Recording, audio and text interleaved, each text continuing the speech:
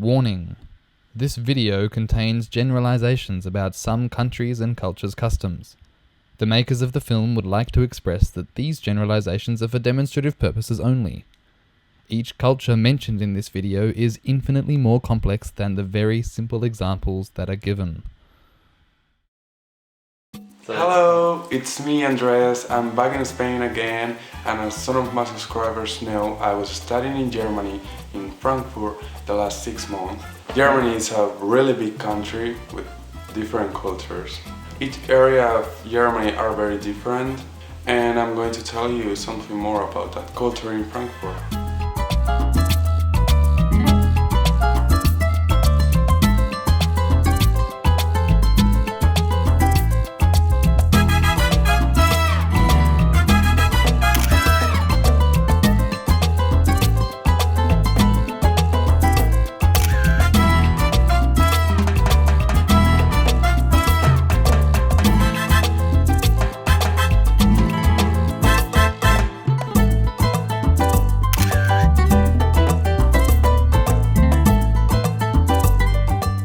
Some of you asked me to talk about how was my time in Germany, in Frankfurt.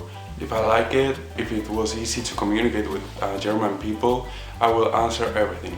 So, I'm gonna make this video to tell you about my time in Germany and to answer all your questions. So let's begin.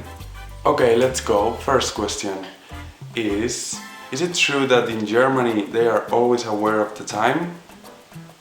Well, I remember a couple of times that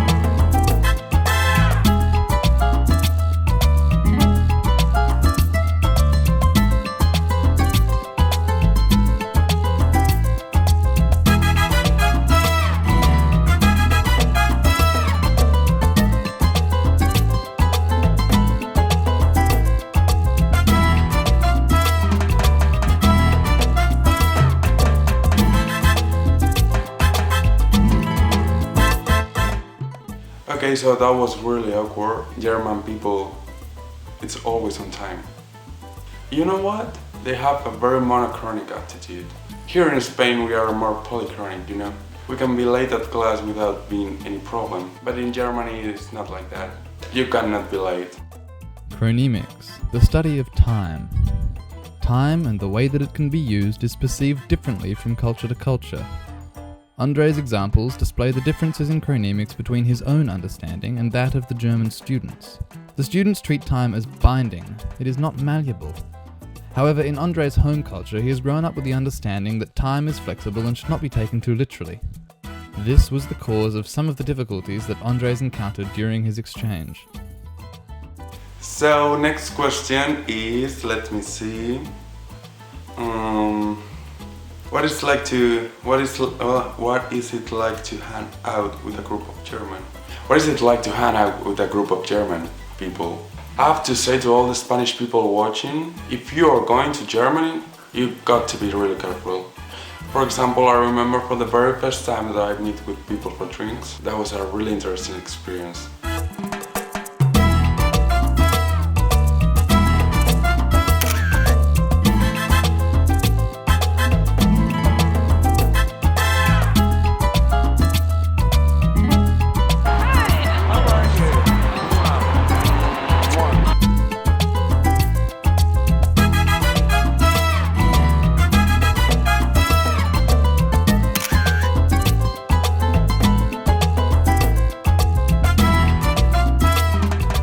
So it didn't go too well. That guy was so angry with me because I kissed his girlfriend, so he was like so upset. For my Spanish people, they don't do the kisses, the two kisses.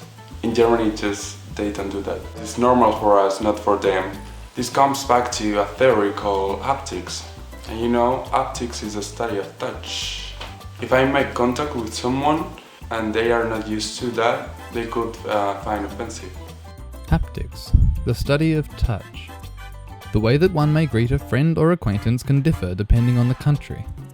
Andres regularly greets his friends in Spain with one kiss on each cheek. However, in Germany, this was seen as intrusive. Typically, Germany is not a country with a very tactile attitude. That is, touching between two friends is limited to handshakes, high fives and fist bumps, and sometimes hugs. However, as demonstrated by Andres' greeting, it is clear that Spain has a different attitude towards haptics. I'm telling you all of this not to make the same mistakes as I did.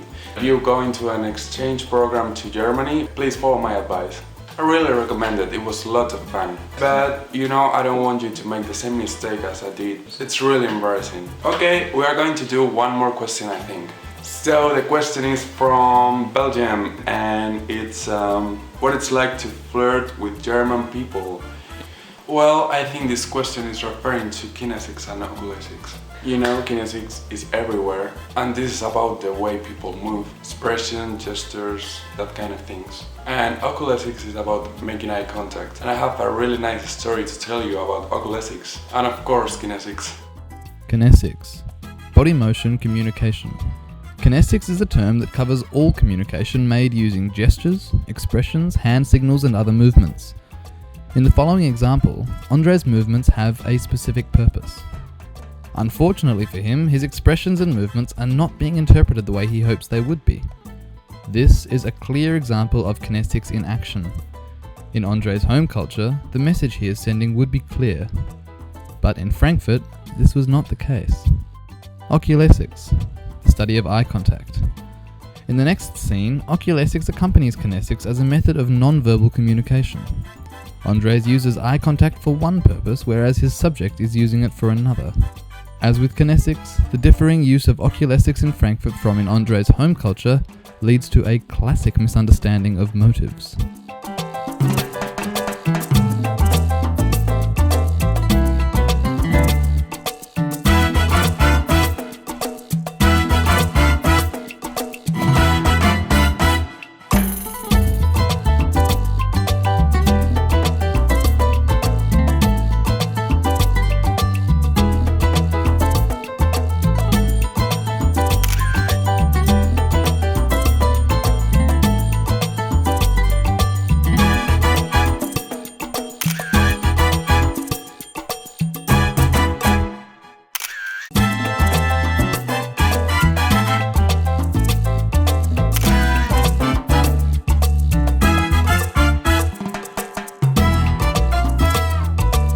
So to my Spanish people, I wanted to tell you that sometimes it's not clear the intention of contact eye, and you know, maybe you want to flirt, but it's not that way.